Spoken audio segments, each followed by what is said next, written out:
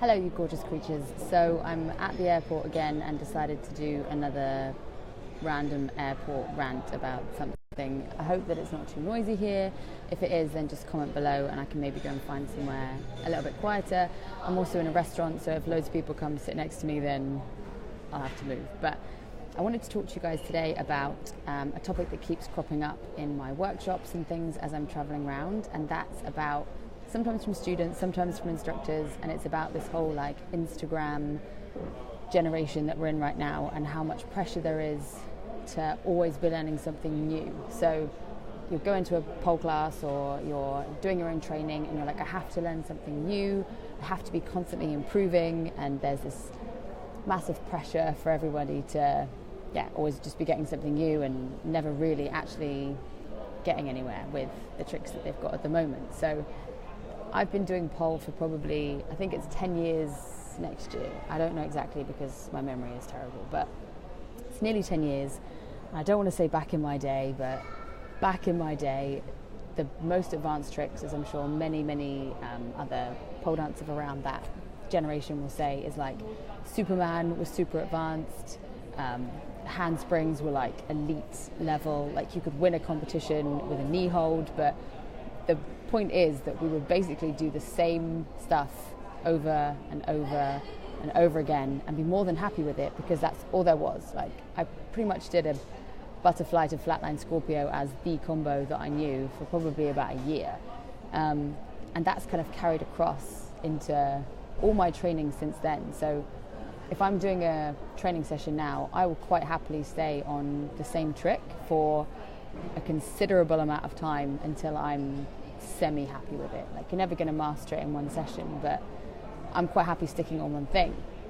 And from traveling around to different studios and talking to different people, I think the pressure is that everyone feels like they need to be doing like 10 million tricks in one session and they have to get them first time, and there has to be this you have to get it first time and just watch a YouTube video or Instagram video and just copy and paste it into your training. And that's totally not the case. Like, the stuff that I post on Instagram is probably a good hour into doing that one combo. I could probably take a screenshot of my phone of how many videos I take of each combo that I post, and it's like tens of videos per combo that I post. It's not like, I'll just freestyle and throw it up. Like, I will use my videoing as a way to learn.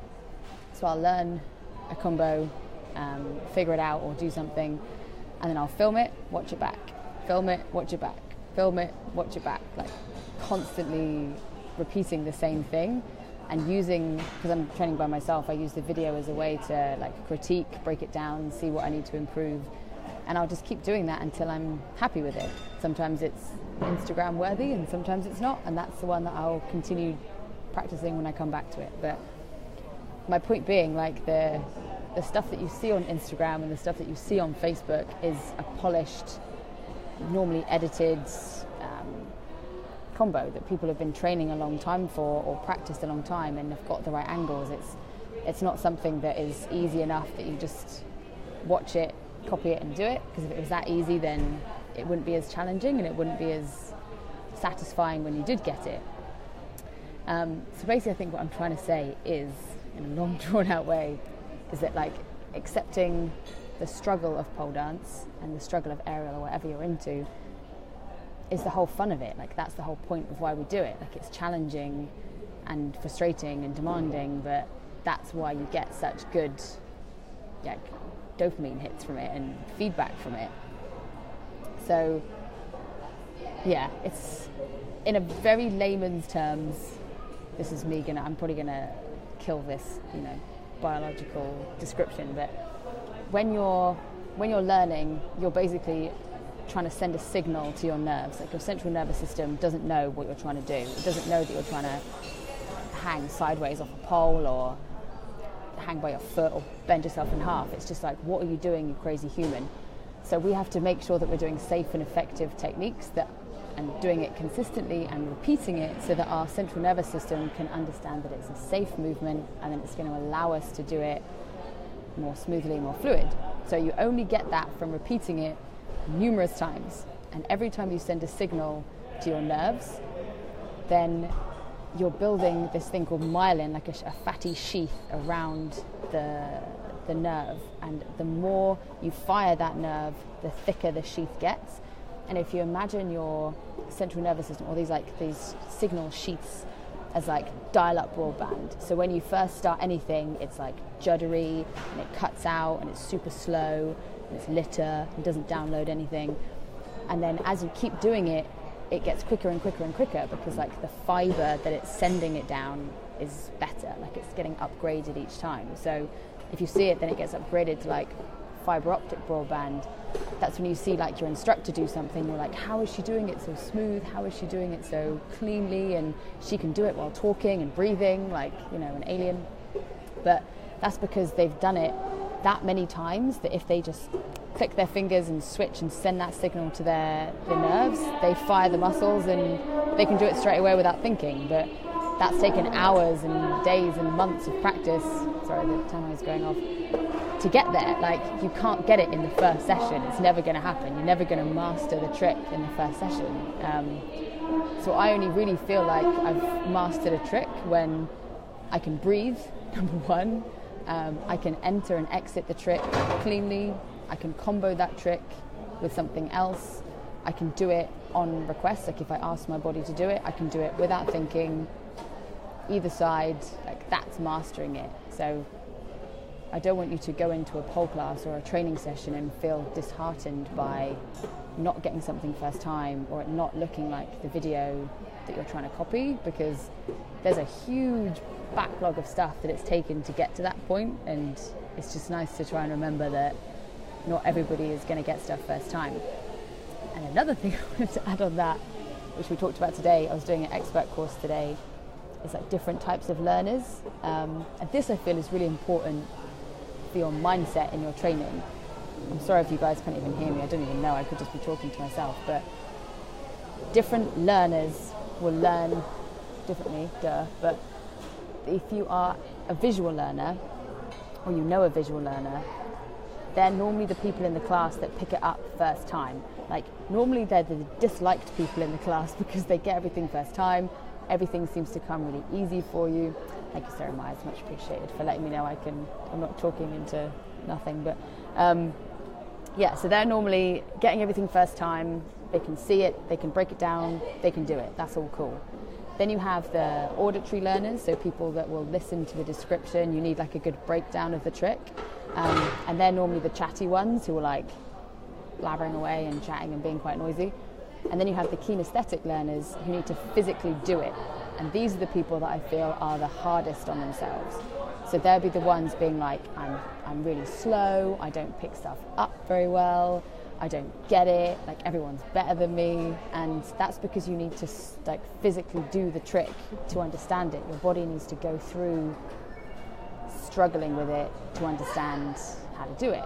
So if you feel like you're one of those people, then you need to just accept that that's how your body learns. And everyone is to a point, like we all have a bit of a mixture of it. No one's like 100% just one thing, but you're going to have probably a dominant learning style. But for me, I'm very visual and kinesthetic, like I'm a bit of a half, so I have to do it and then I film myself and watch it back, and that's how I learn. But the kinesthetic learners, I feel, or with everybody, the struggle is part of the learning process. And if you don't struggle, it's actually going to make you a less well-rounded pole dancer. Like, you have to just accept that's part of learning and enjoy it to a point. I know it's not necessarily nice at the time, but just accept that it's not going to be like a nice smooth increase of skill level. It's going to be like up and down, and then you're going to plateau, and then you have to push through that, and then you're going to drop off again, and it's like a jaggedy line with a lot of pitfalls and frustration along the way. But the challenge is what makes it enjoyable, and if it was that easy, it wouldn't be as satisfying. You wouldn't get the same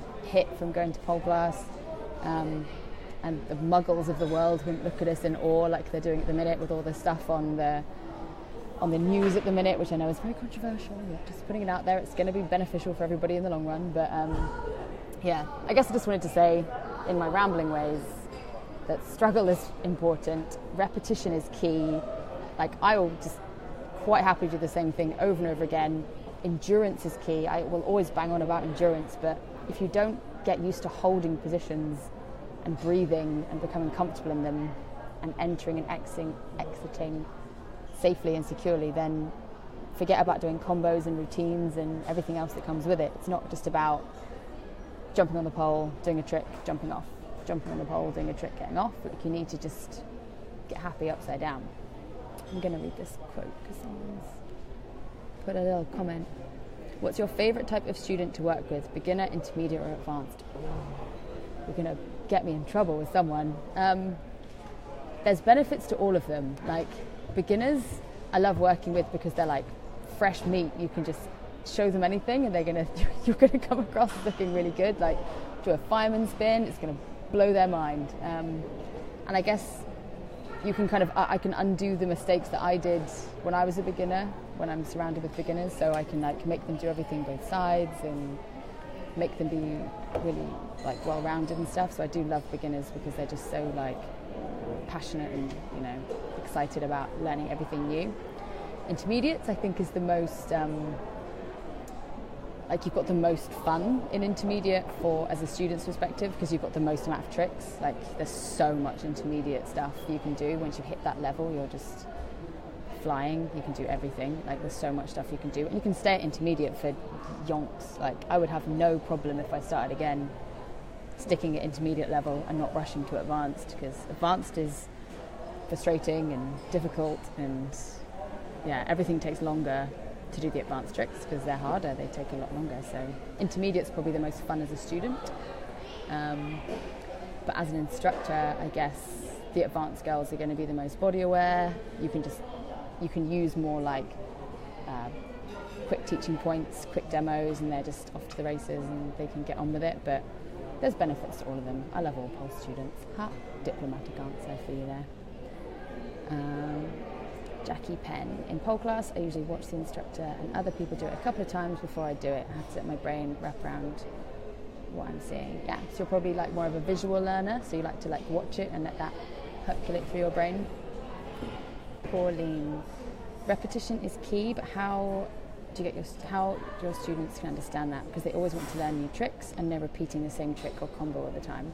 It's really, really difficult, and that's kind of why I'm bringing it up, to hopefully try and like put it out there as a fellow instructor that it's hard to get people to understand it. When they go each week, they want new stuff, and I think that's part of the workshop culture, unfortunately, which I'm also a part of. But if you go to a workshop, it's all pretty much new stuff, and people are trying to treat their regular pole class as a workshop, and it's not. Like, you need to be using your pole class as conditioning, going over old stuff, like minute improvements on tricks that you've been doing for a long time, and that just should be part of it, and it should be part of our industry, that we try and spread that message a bit more and take the pressure off instructors to be like workshop instructors every single week, because that's not your job. It's to make people better pole dancers, and to make people better pole dancers is to do a lot of repetition. And I guess you could do more like choreo classes, slight variations of tricks, little challenges. You can have like star chart boards or something where people can, like, you know, they cycle through the same 3 or 4 tricks for a few months, and then they get, you know, a prize of learning a new trick or something. Like, make it part of the culture of the studio to be repeating and proving your competence at those tricks, rather than like, oh, I did it once, I can now move on. Like, there's no right answer, I guess, because it's going to be different for each studio. And I used to have a studio myself and understand the difficulty of having to always try and think of new stuff and trying to explain to people that, like, we all have to do the same stuff over and over again. And most of the time instructors are the most competent because we're teaching the same stuff over and over again. So we're almost using our classes as conditioning and training. So, you know, I've taught handsprings pretty much every weekend for the past like 5 years. So that's why they're really conditioned and strong on both sides, because I just do them all the time. If I didn't do them all the time, they wouldn't be as strong. They just wouldn't be. So people ask, like, what's the secret? It's like, there isn't a secret. It's just good technique, consistency, accepting that if you're going to train like an athlete, that's what they do. They just do the same stuff over and over and over again. We're not training for entertainment. if that's what you want from it. You're training for performance and improvement. But if you want to train for fun, then go to a choreo class, go to a bit more of a light-hearted class, but just don't think you're going to get to advanced level by having fun all the time. That sounds bad. I don't necessarily mean it to come across like that, but it's not always fun. Like, training isn't always fun. It's like hard work, but you get the good buzz afterwards when you've had a good training session and you know that you've improved yourself. Ariel, are you still offering your next level training program where students can come travel and work with you one-on-one or in a small group? I still do those training sessions. Currently I don't have a spare room, and I also have a slightly crazy dog, so people can't come stay with me, but I still do privates and training, but you just have to stay close by to me. But I still have my gym and my training, so yes. So I think that's pretty much all I will ramble about, because otherwise I will go on and on and on, but hopefully that made sense. If you have any follow-up questions, I will be at this airport for a few hours more and on to next week. So please comment below and let me know if you have any questions about what I've said, if you agree, if you disagree, if you have any good ideas for people or what you maybe do in your studio or what you do in your training. I'm sure that will help everyone in the group. So